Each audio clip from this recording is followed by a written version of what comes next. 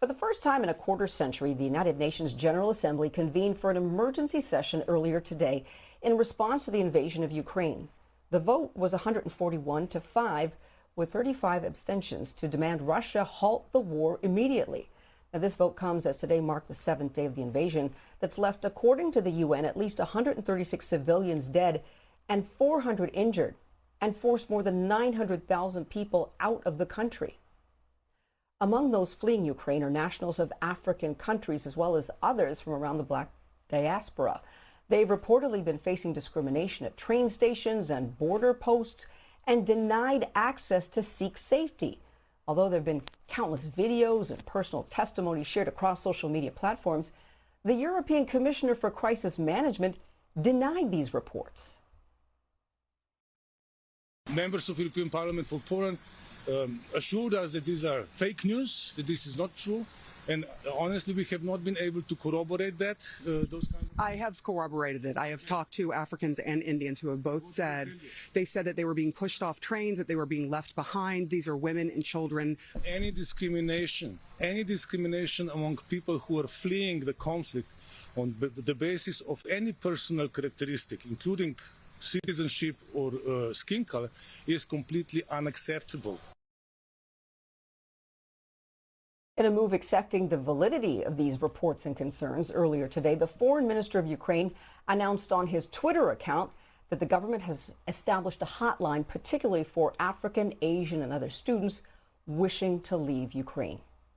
Well, joining me now to break this all down is historian Kimberly St. Julian-Varnon, who is a PhD student at the University of Pennsylvania.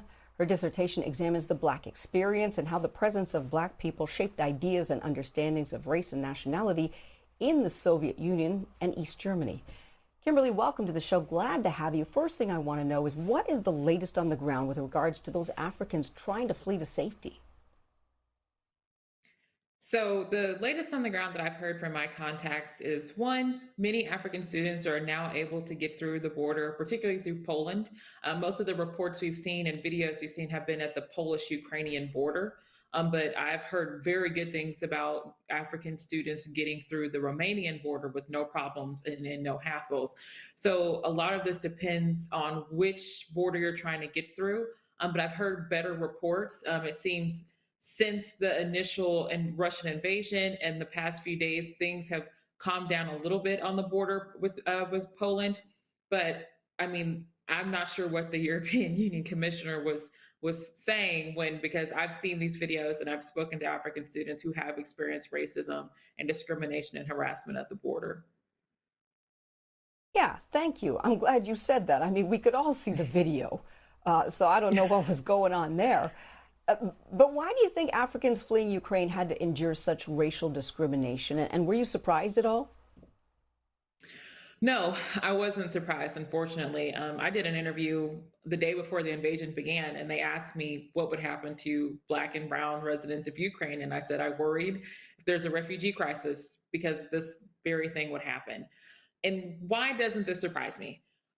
So if you know the history of Eastern Europe, and particularly the latest 15 years, it's been really hard for Africans and people of African descent who are also Slavic to live in Eastern Europe. They face different forms of racial discrimination.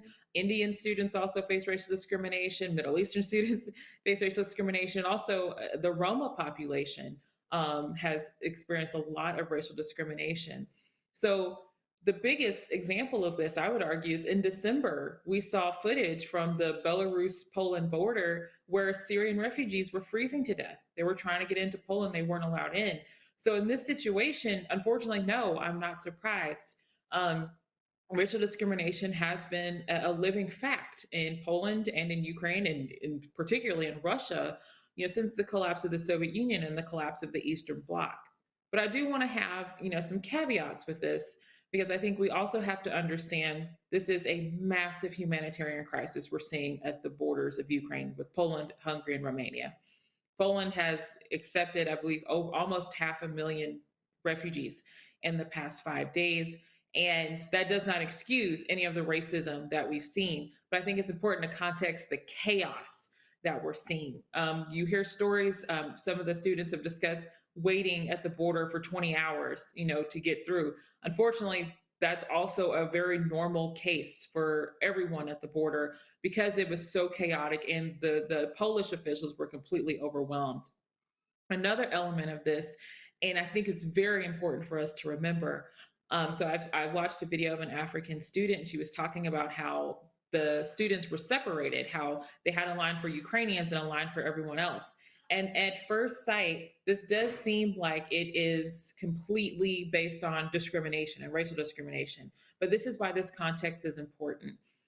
And Ukraine has a visa regime with Poland. And throughout these types of refugee crises, we do see the country next door to the country that's, having the refugees that need to leave, they usually work with that country. So at the outset of the war, when we first started seeing people leaving, this is what was happening on the border, where they're separating foreigners who did not have Ukrainian passports and allowing Ukrainians to pass through.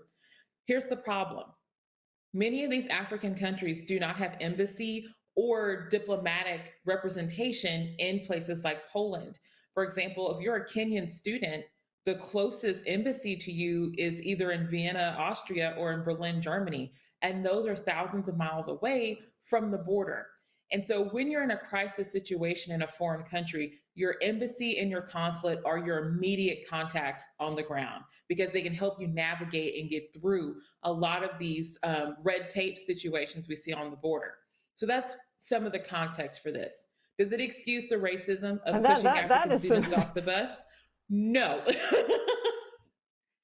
That's some detail, Kimberly. But when you see the video, I mean, it doesn't look like that. But I'm going to take your word for it here. I don't know why it always seems to look like all the black people are in one line. I mean, I'm not even going to go there. But listen, I want to talk about more than the students, though, because there's a longer history to the black experience. And I want you to talk about that black experience. It's not just those migrating there for studies. Tell us about the black history in Ukraine and Russia. So this is an important history, and it's one most people in America and most Westerners don't know. African Americans and Africans have a long history in Russia and in Ukraine. There are Afro-Ukrainian and Afro-Russian populations, and many of them are descendants of these African and African Americans who went to the Soviet Union from the 1920s to the 1980s. And so when we hear these stories that Ukraine is somehow a white country or is predominantly white, we're really erasing the presence of these Black populations, but also the presence of, Central Asian populations and Roma populations that are in Ukraine, which make it so multicultural. And so what I've been concerned about, one of the many things I've been concerned about is what happens to these Afro-Ukrainians who only hold a Ukrainian passport. If they're being discriminated against at the border and they can't get through, what option do they have? So that's been a concern for me. But also, I've been trying to keep up with contacts who are staying in Ukraine. There are some parts of Eastern Ukraine that are just entirely too dangerous to try to leave. And so I've been working with others to try to get food and resources to those Afro-Ukrainians, but also to African students who are remaining in place while, Ukraine's being bombarded. I got to tell you, Afro-Ukrainians has got to be the word of the day, because I don't believe I've ever said that. But I do need to know more about this, Kimberly. I want you to stay with us. I've got a few more questions for you, but we're going to take a quick break. Welcome back to Black News Tonight. We continue our discussion about the history of Black existence as well as anti-Black racism in Russia and Ukraine in light of the ongoing invasion. Back with me now is historian Kimberly St. Julian-Varnon, who is a PhD student at the University of Pennsylvania. Kimberly, I'm still tripping over the term Afro-Ukrainian that you introduced before the break. I consider myself pretty well read. I know there's Black people everywhere. I need to know more about this and even why you're even studying this. But we need to understand our people, where they are, why they're there. Give me a little bit more. All excellent points. And this is something I learned about when I was in Ukraine because I ran into an Afro-Ukrainian and I couldn't believe my eyes. So Afro-Ukrainians and Afro-Russians, they tend to be like the current generation that we see, or probably second generation Afro-Ukrainians and Afro-Russians. You had thousands of African students, much like now, who studied in Ukraine and in Russia when it was part of the Soviet Union. And they were welcomed by the Soviet government as part of the decolonization process of Africa.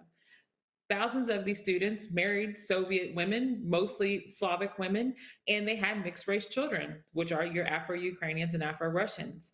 And so right now, you do have this population. We don't know specific figures. Unfortunately, in both Ukraine and Russia, you don't get to check a race box when you're doing your census. So we don't know specifically. But we do know some of the most famous examples of Afro Ukrainians. Jean Belanuk, who won the gold medal in Greco Roman wrestling over the summer for the Summer Olympics. He represented Ukraine, and he's also a member of the Ukrainian government. He came in and was voted with President Zelensky in his parliament. And even he has talked about the racism he's experienced in Ukraine. A week after he won the gold medal, he was accosted. So you know, we still have issues of racism, although many people in America don't know that we live and blackness is everywhere, but particularly in Eastern Europe. In terms of Russia, Afro Russians are a large population. One of the least known, but should be most famous, is James Lloydovich Patterson, and he is the first generation of Afro Russians. His father, Lloyd Patterson, he was an African American actor, and he went to Russia with Langston Hughes and a group of other actors to make a film. The film wasn't made, but he stayed, and so James Lloydovich Patterson was born. But any first-year Russian student has seen James Lloydovich Patterson because he was in a 1936 film called The Circus. And he's he's an Afro-Russian child actor who is famous in the 30s in the Soviet Union, and he's still alive. He's actually in America, and I hope to interview him and do a live story with him next month, because this is an incredible part of our history, and so few people know that we're out here and that we have a history in these countries. Yeah, you got to let us know when you do that, because that sounds very interesting. I don't think a lot of people have heard this. Listen, Kimberly, I reported earlier on the UN General Assembly voting overwhelmingly to call Russia to immediately stop this war. Tell us, were there any African countries that stood out in their stance during the assembly? I think, once again, I'm always just blown away by Kenya and their representatives. So even in the first UN Security Council, when they were discussing Russia's initial invasion, he had the most powerful condemnation of Russia's behavior. And I think that this is why this is such an important moment. And I think it's a moment in which we can see African countries leading, because in many ways, the war in Ukraine is a colonial war. Putin does not recognize Ukrainian sovereignty, and he wants to claim this land again, which is part of the Russian Empire. So for countries like Kenya to use very strong language and to say that Russia's being an imperial power, trying to be neo-colonial, is an outstanding example of the type of leadership Africa is bringing to the table when it comes to our international institutions. So I'm hoping this continues in terms of we pay attention to African leaders in the United Nations, and maybe we spend less time giving Russia so much power in the United Nations Security Council after this. You know, it was really strange, odd, interesting, whatever you want to call it. It was that India abstained, and we know, of course, that they're lumping Indians, Africans, people of color all together in this. Where do you see that role of these different countries and how they're positioning themselves? I think it is important to note that India did abstain because of India's incredibly strong economic ties to Russia. But also, Indian students are trying to flee Ukraine. And the ones I've talked to, their response at the embassy is just get to the border, which is nearly impossible for many of these students. And so oftentimes we're seeing African students and Indian students, and they're all together because so many of them either don't have embassy contacts or they've been neglected by their governments.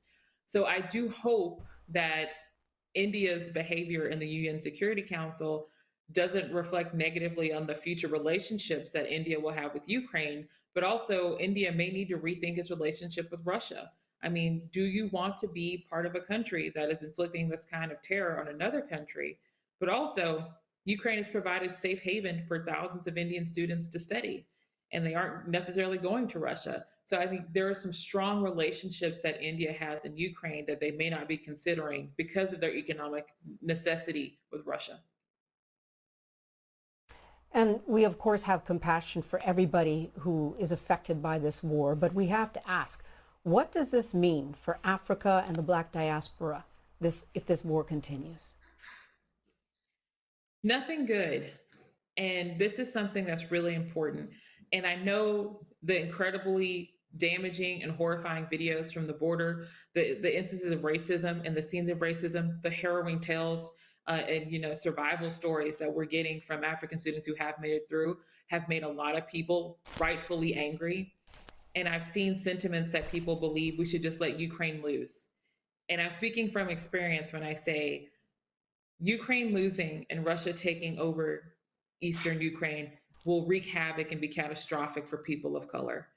Throughout the last 20 years of Putin's reign, people of color have been targeted by Russian police, by far right groups. They've been killed in racist attacks. There is nothing good for the diaspora in Eastern Europe if this happens. But moreover, this migration crisis, this refugee crisis, will have long-term effects because Ukraine has been a good place for education for so many African students. And so we have to think about that too. How will this affect this next generation of African students who are seeking better educational opportunities? If they can't go to Ukraine, if they can't go to Poland, I can't tell them to go to Russia because I know how bad it could be. So we need to think about that too. This is not just a white issue. This is definitely an issue that will affect the diaspora. Very, very informative, Kimberly. Again, Afro Ukrainian, word of the day. Thank you so much for joining us.